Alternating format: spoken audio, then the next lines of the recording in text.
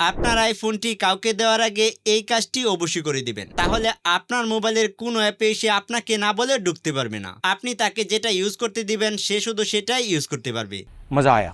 এটা করার জন্য সেটিংটি ওপেন করে নেবেন, তারপর অ্যাক্সেসিবিলিটিতে ক্লিক করে দিবেন, তারপর স্ক্রল করে একদম নিচে চলে আসবেন, তারপর এখান থেকে গাইডেড অ্যাক্সেস নামে একটি অপশন পাবেন, এটাতে ক্লিক করে দিবেন। এখন এখান থেকে এটা অন করে দিবেন, তারপর পাসকোড সেটিংয়ে ক্লিক করে ফেস আইডি অন করে নেবেন আর এখান থেকে পাসকোড সেট করে নেবেন। এখন আপনি কাউকে ফোনটি দেওয়ার আগে আপনি তাকে শুধু যে অ্যাপটি ইউজ করতে দিতে চান ওই অ্যাপটি ওপেন করে পাওয়ার বাটনে 3বার ক্লিক করে জাস্ট এটা এখান থেকে স্টার্ট করে দিবেন।